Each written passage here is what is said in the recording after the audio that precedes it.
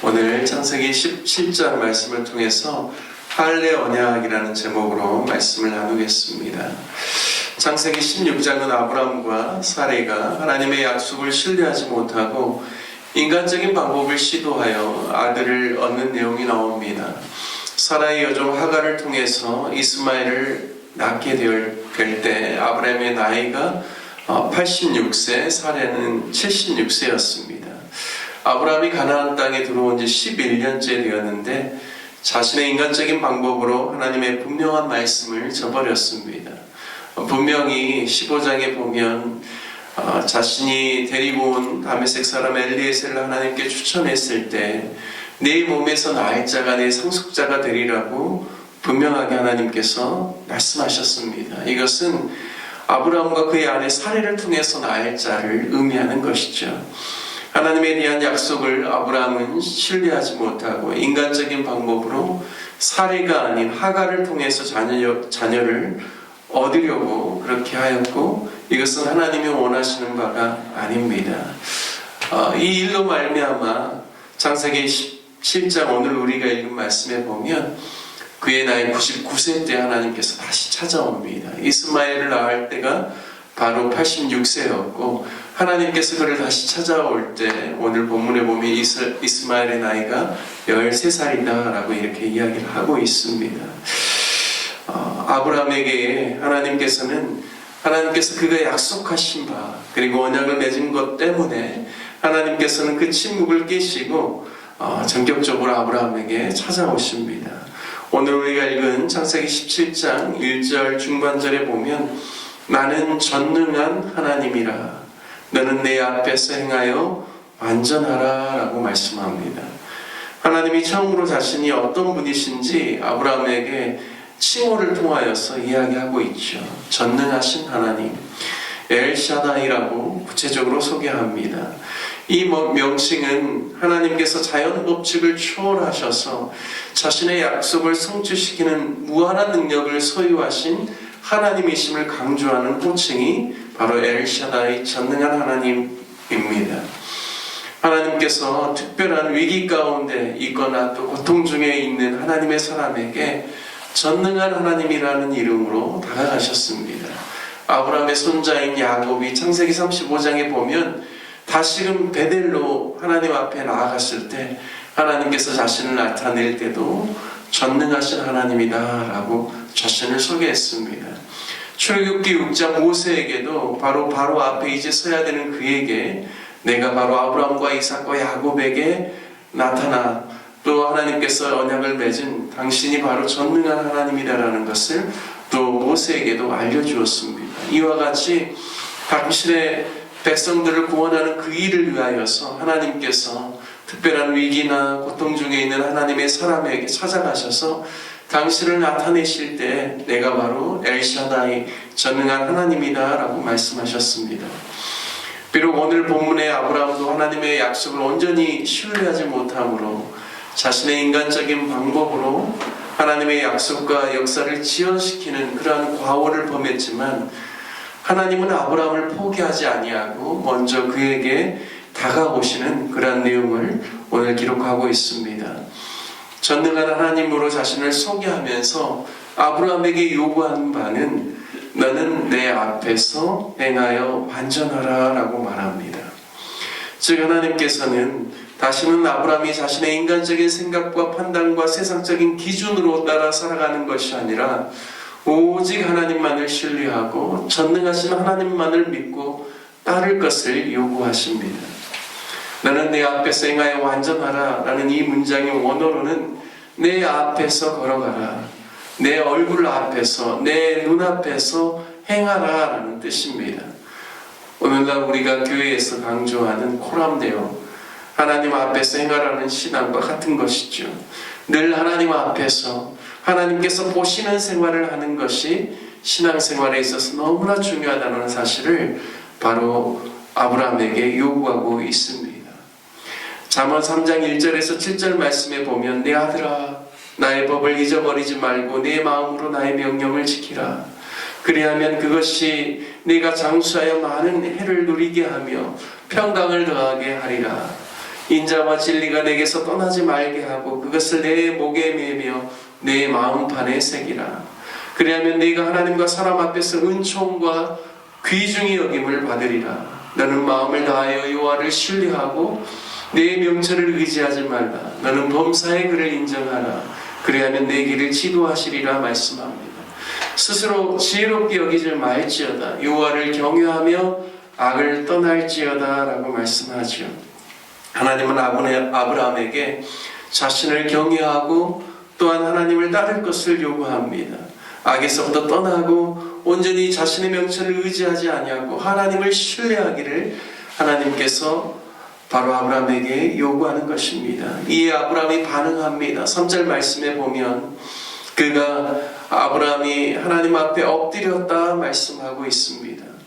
자신의 과오 그리고 하나님의 마음을 아프게 해드렸던 자신의 그러한 13년간의 그러한 모습들, 자신의 죄를 고백하면서 하나님 앞에 사죄하는 모습을 표현하는 것이 하나님 앞에서 그가 엎드리는 자신의 모습입니다. 저는 이 모습을 통하여서 아브라함이 하나님 앞에서 회개하고 하나님 앞에서 자기 자신을 낮추고 자복하는 그러한 회개가 수반되었다는 사실을 오늘 말씀을 통하여서 깨닫게 됩니다. 하나님께서는 먼저는 아브라함과 할례 언약을 맺으시면서 먼저 그의 이름을 바꾸어 주십니다. 아브라함이라는 뜻은 뛰어난 아버지, 높은 아버지라는 그러한 이름의 뜻이 있습니다. 하지만 하나님께서는 아브라함을 아브라함으로 바꾸어 주시죠. 이것은 바로 열국의 아버지. 영어로 이 열국을 멀티튜드라고 하는데요. 다수, 수많은 이런 뜻이 있습니다. 그러니까 한 사람의 뛰어난 사람, 뛰어난 아버지가 아니라 이제는 하나님께서 내가 너를 많은 수많은 사람들의 아버지가 되게 하겠다. 열국의 아버지가 되게 하겠다라는 그러한 의미를 가지고 하나님께서 그의 이름을 아브라함에서 아브라함으로 바꿔주십니다. 그리고 사레의 이름도 바꿔주시죠. 사레는 나의 공주라는 뜻입니다. 그런데 사라, 이것도 열국의 공주라는 그러한 이름. 우리 개역 한글 또 개역 개정에서는 이 의미를 열국의 어머니라고 이렇게 표현을 했습니다. 그래서 이제는 더 이상 아브라함과 사레가 어느 한 사람에게 속한 것이 아니라 하나님께 속하여서 수많은 열국, 열방, 수많은 사람들, 그들의 아버지가 되고 어머니가 되게 하겠다라는 그러한 마음으로 하나님께서 그들의 이름을 바꾸어 주십니다. 이러한 역사가 바꾸어진 시점이 바로 하나님께서 전격적으로 아브라함에게 찾아오셔서 할례 언약을 세우는 바로 그 시점이라는 사실을 주목해서 볼 필요가 있습니다. 할례 언약은 하나님이 이제는 아브라함이 이제는 하나님의 자녀요, 그들의 자손들은 하나님의 백성들이라는 의미로 대대로 이제 남자가 너에게서부터 출생하거나 또 너와 함께하는 그 남자들은 8일째가 되는 날에는 남자의 생식기에 포피를 잘라서 행하라는 의식입니다. 바로 정결 의식이기도 하죠. 마치 우리가 예수 그리스도를 믿고 난 다음에 세례를 받을 때 과거에 우리 자신의 그런 연약함, 특별히 죄의 성 아래서 죄인으로서의 살았던 우리 자신은 그 물속에 들어가서 죽게 되고 이제는 예수 그리스도로 말미암아 물에서 나올 때는 주님의 부활과 주님의 그 능력 가운데서 내가 새 사람을 입는다라는 의미와 할례의 의미도 저는 동일하다라고 생각합니다. 내가 늘 하나님 앞에서 정결한 하나님의 사람, 하나님께 속한 사람, 하나님께 선택받은 사람, 그리고 하나님께서 특별히 택해 주신 하나님의 사람이라는 그 인식이 할례 의식과 또 할례의 언약 안에 있는 것이죠. 남자가 태어난 지 7일까지 아직 정하지 못한 것으로 율법에는 여기고 바로 이제 7일이 지난 다음에 정결례를 하나님 앞에 행합니다. 바로 할례가 바로 7일이 지나고 8일째 행하는 데는 의미가 있는 것이죠. 그리고 이 할례를 통하여서 자신에게 그 몸에 이 칼을 내었고 상처를 내었기 때문에 그가 이제 매일매일 살아가면서 하나님께서 나에게 언약을 베푼 그러한 내가 당사자로서 하나님의 자손이다라는 그런 의미를 날마다 새기면서 살아가게 되는 것입니다. 바로 이 시기와 맞물려서 하나님께서 아브라함과 사레의 이름을 바꾸어 주신 것이죠. 그리고 하나님께서 할례를 통하여서 언약하시면서 친히 21절 말씀에 내가 내년 이 시기에 사라가 내게 낳을 이삭과 세우리라 라고 말씀하면서 이제는 내년 이 시기에 너에게 있어서 사라를 통하여서 바로 아들 이삭을 낳게 해주겠다 하나님께서 분명하게 약속하시고 그리고 올라가셨다라고 성경은 이야기하고 있습니다. 저는 오늘 창세기 17장을 통하여서 바로 할례의 영적인 의미를 우리가 늘 붙잡고 살면 좋겠다라는 그런 생각들을 하게 됩니다. 할례의 영적인 의미가 참으로 중요하죠.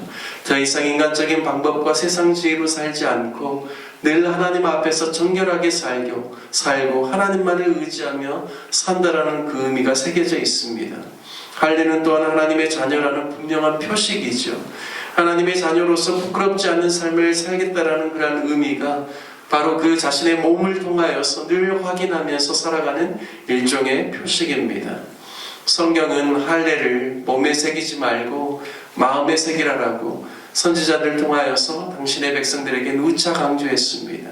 후대에 아브라함의 후대에 그들이 정말 할례 받은 하나님의 백성으로서 겉 모양은 하나님 백성처럼 보이지만 그들의 삶의 내용이 그것과 상관없는 것 같아서 계속해서 하나님께서는 선지자들을 통하여서 영적인 의미, 근원적인 의미를 잊지 말고 하나님의 백성으로 살아가는 의미 가운데서 너희는 할례를 몸에 새기지 말고 마음에 새기라는 말씀을 하셨습니다.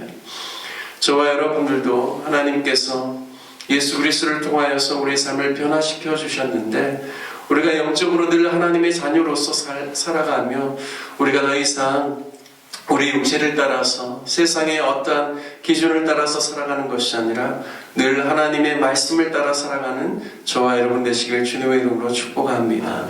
오직 하나님을 경외하고 하나님의 지혜의 말씀을 따라 살아가는 주님의 종임을 우리가 날마다 인식하면서 우리가 비록 몸에 할례를 세우지 않았지만 늘 하나님과 영적인 관계 안에서 우리가 하나님께 선택받고 또 하나님의 참된 영적인 백성인 것을 깨닫고 날마다 주님과 더불어 살아가는 저와 여러분 되시기를 주님의 이름으로 축복합니다. 오늘 말씀 적용하며 기도하기를 원합니다. 하나님을 경외하며 마음에 할례 받은 언약 백성으로서의 삶을 살고 우리도 열방을 축복하는 영적 아버지와 어머니와 같은 그러한 삶을 살아갈 수 있기를 위해서 함께 기도합시다. 또한 교회를 위해서 기도할 때 우리 로뎀나무 교회 온 성도들이 또한 주님께 선택받은 백성으로서 그에 합당한 삶을 살아갈 수 있기를 위해서 기도해 주시고 특별히 내일은 주일입니다. 우리 성도님들이 함께 같이 주일 예배를 사모하고 주님 앞에 나와 하나님께 예배로 영광 돌리고 또 성도들의 아름다운 교제를 통하여서 우리가 서로를 더욱더 세워주는 귀한 은혜의 역사가 있을 수 있도록 내일 주일 예배를 위해서 기도해 주시기를 바라겠습니다. 특별히 몸이 불편하고 연약한 우리 환우들을 위해서 기도해 주시고 또 우리가 함께 같이 후원하고 기도해 드리는 협력하는 선교사님들을 위해서 그리고 대한민국이 혼란한 상황 가운데 하나님께서 안정을 주시고 속히 이 땅이 정말 진리 안에서 세워질 수 있기를 위해서 기도해 주시기를 바라겠습니다. 우리 다 같이 주님의 이름 한번 부르시네 기도하겠습니다. 주여